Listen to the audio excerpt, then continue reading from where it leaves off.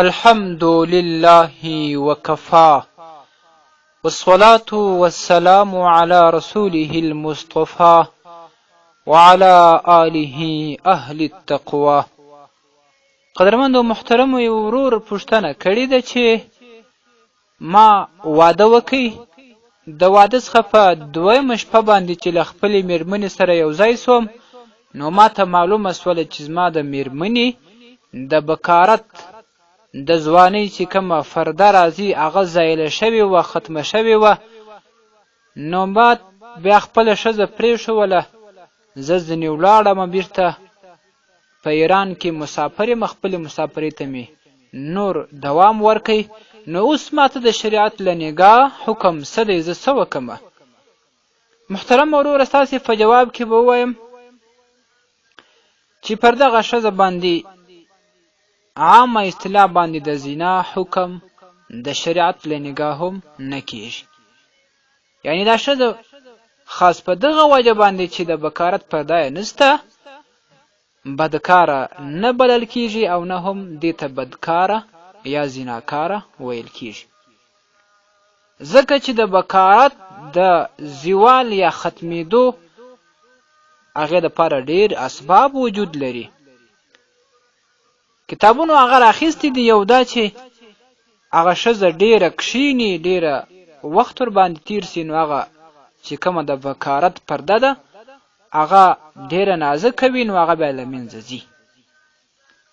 او یا هم داسې چې کله و زنانه ته دا ماهانه مریضي چې کوم حیض ورته ویل کېږي دا ډېره راځي، میاشتنۍ مریضي، نه دې په ډېرو راتللو سره هم هغه د بکارت پرده له منځه ځي.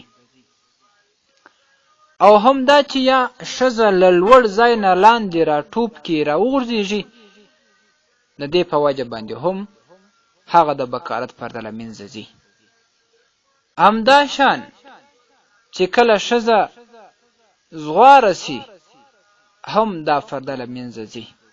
او یا د اوبو تر نالۍ، د اوبو تر نل، یا مثال تر یو کډي یا تر یو بل شي ټوپ کې داسې د مخ قدم هغه داسې په سپیټ باندې واخلي لکه څوک چې تر یو کډي ټوپ خوري، نو په داسې ټوپېدلو سره هم هغه د بکارت پرده له منځه ځي.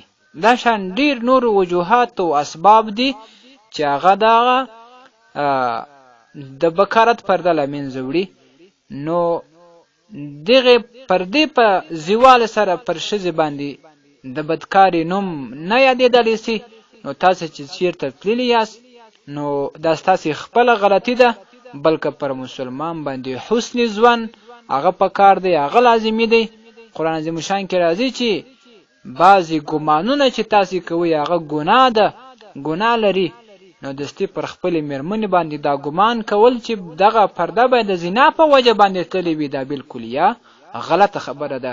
تاسې بیرته خپل کور ته رجوع وکړئ، خپل کور ته راسئ او خپلې ښځې باندې، خپلې میرمنې باندې حسن ظن وساتئ.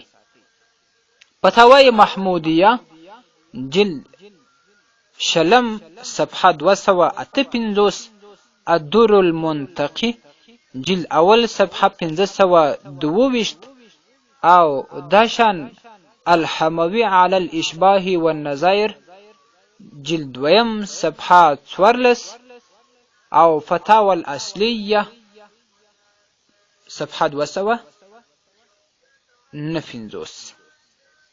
والسلام علیکم ورحمة الله وبرکاته.